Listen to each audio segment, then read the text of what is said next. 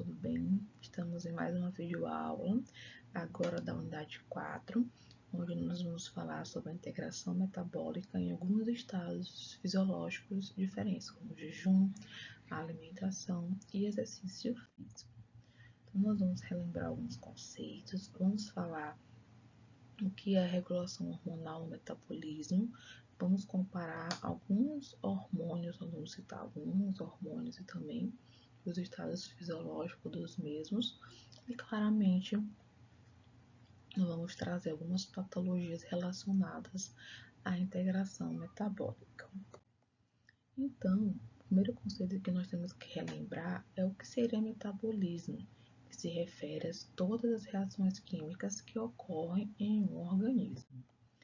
E dentro do metabolismo, nós temos que a principal função dos hormônios. Então, os hormônios, eles são mensageiros químicos essenciais que vão regular diversas funções no corpo. Então, no metabolismo, a regulação hormonal é muito importante para que mantenha a manutenção do equilíbrio ali do organismo, garantir que o ambiente interno do organismo ele permaneça estável e adequado às atividades celulares, apesar de algumas mudanças que podem ocorrer.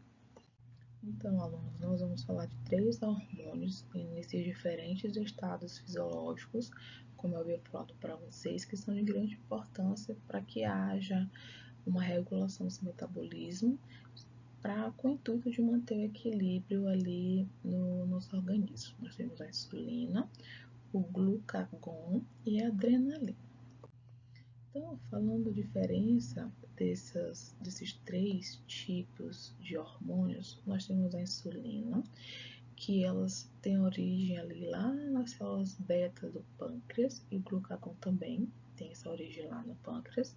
Entretanto, a adrenalina ela tem origem lá nas glândulas adrenais. A principal função da insulina é reduzir a glicose sanguínea, a do glucagon é aumentar a glicose sanguínea e da adrenalina é preparar o corpo para a luta ou fuga. Já os mecanismos de ação, nós vamos falar de alguns desses mecanismos.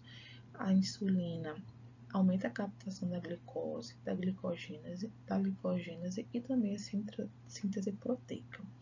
Já o glucagon estimula a glicogenólise, a glicogênese e a lipólise. E a adrenalina, ela estimula a glicogenólise, a lipólise e aumenta a frequência cardíaca e a pressão arterial e a dilatação das vias aéreas em, por exemplo, alguns estados fisiológicos que nós vamos falar. Qual vai ser esse contexto da liberação? Como é que esses hormônios eles vão ser liberados? A insulina, principalmente após a ingestão de alguns alimentos, onde nós vamos ter um aumento ali da glicose.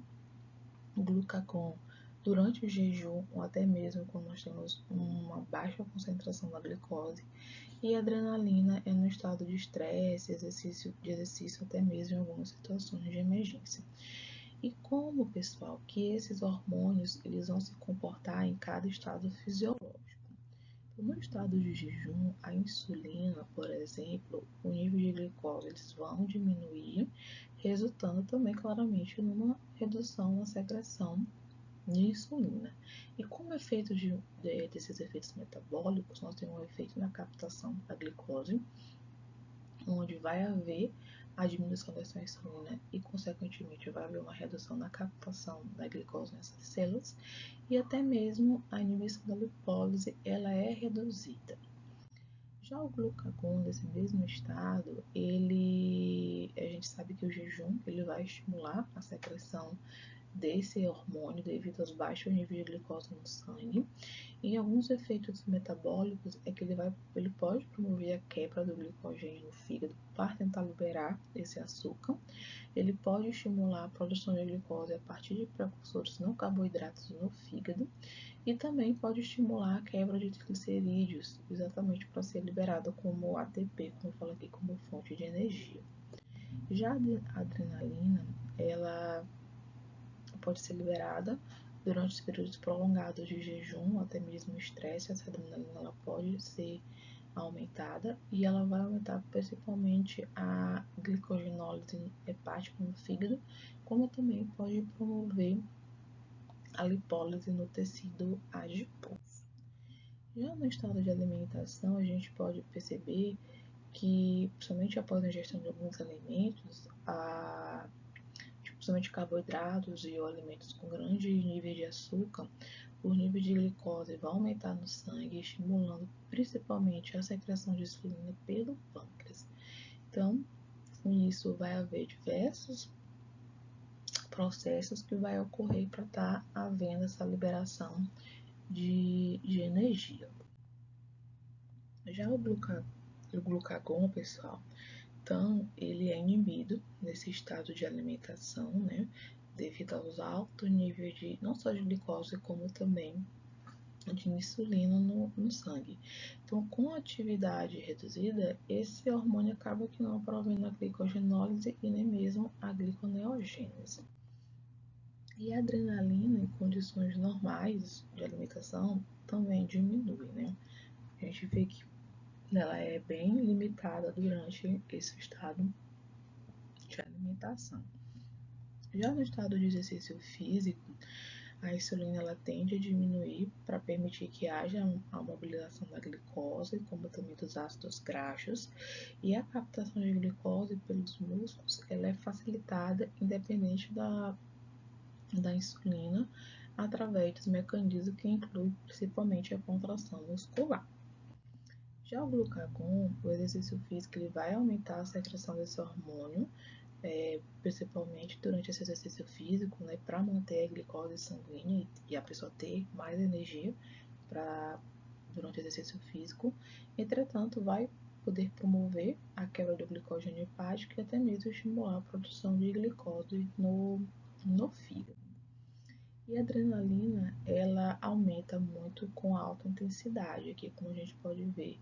Então, o exercício físico, ele vai estimular sim a liberação desse hormônio e nós vamos ter tanto aumento da glicogenólise como também a lipólise, né, que vai promover a lipólise no tecido adiposo, aumentando a disponibilidade de ácidos graxos, principalmente para a pessoa ela ter energia. E nós temos algumas patologias que estão relacionadas com a integração metabólica, como por exemplo a diabetes mellitus, tanto 1 quanto 2, onde a tipo 1 ela é devido à deficiência da produção da insulina, principalmente devido à destruição autoimune daquelas células lá que originam a insulina lá no pâncreas. E isso pode haver que haja um aumento de glicose o tempo todo crônico e a dependência claramente de uma insulina externa, né? Então, aquelas injeções de insulina. Já de diabetes tipo 2, ela é uma resistência à insulina e vai levar a uma insuficiência desse hormônio e está principalmente associada à obesidade. E falando da obesidade, claramente que ela é uma condição que ela é totalmente metabólica, né? A gente pode perceber que é o acúmulo excessivo de gordura e alguns fatores podem estar contribuindo, como a dieta, que é o consumo excessivo de calorias, somente alimentos ricos não só em gorduras, como também em açúcar. Estresse e ansiedade pode levar sim a comportamentos de comportamentos alimentares descontrolados. Nós temos alguns transtornos alimentares, como a compulsão alimentar, onde o indivíduo ele come grandes quantidades de alimentos em pouco tempo e até mesmo alguns desequilíbrios hormonais, como os níveis elevados de cortisol, ou até mesmo alguns distúrbios na própria tireoide que pode contribuir para esse ganho de peso. E aqui a gente agradece mais uma vez por vocês terem prestado atenção na nossa aula. Espero que esteja tudo bem até aqui, como eu falo toda vez, que vocês não se preocupem de entender de primeira e que nós estamos aqui para ajudar, pessoal. E até a próxima aula.